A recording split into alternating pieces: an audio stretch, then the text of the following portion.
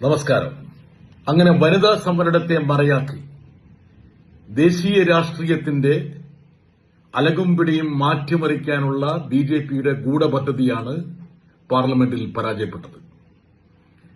ഭരണഘടനാ ഭേദഗതി ആയതുകൊണ്ട് തന്നെ 2/3 ഭൂരിപക്ഷം അനിവാര്യമായിരുന്നു.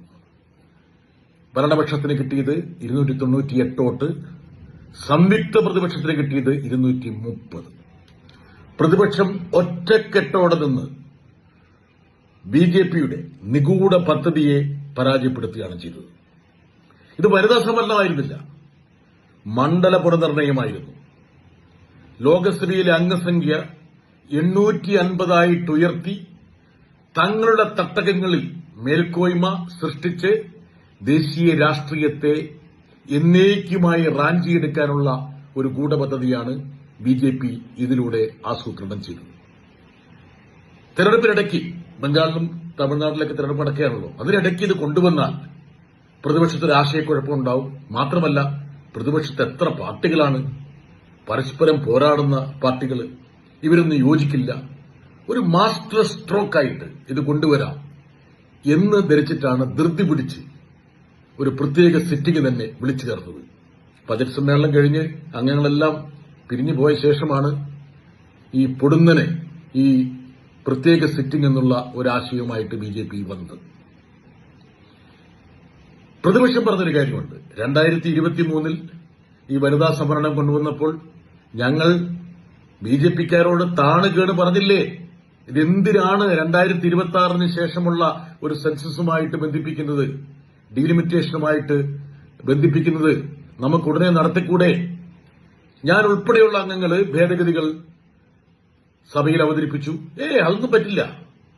2026 ശേഷമുള്ള ഒരു സെൻസസ്, അതായത് ജനസംഖ്യാ കണക്കെടുപ്പിന് ശേഷം ഒരു മണ്ഡല പുനർനിർണയ കമ്മീഷനെ നിയോഗിച്ച് അതിനുശേഷം മതി വനിതാ സംവരണം നടപ്പിലാക്കുന്നത് എന്നാണ് ബിജെപി പറഞ്ഞത്.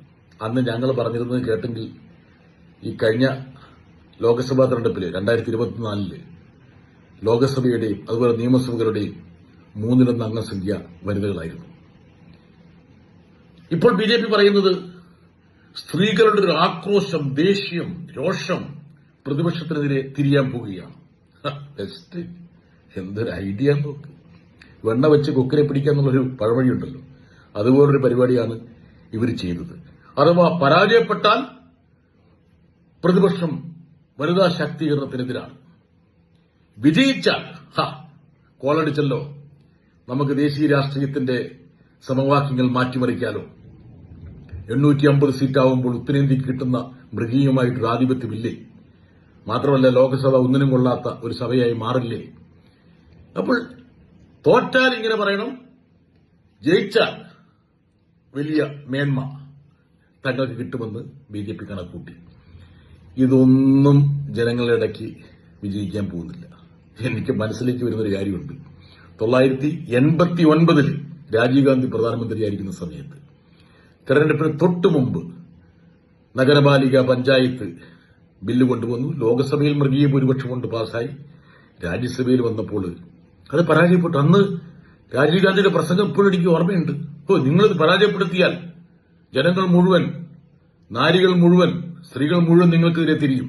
1989 തെരഞ്ഞെടുപ്പിൽ എന്താ സംഭവിച്ച്? മൂക്കുകുത്തി രാജീവ് ഗാന്ധി വീണു.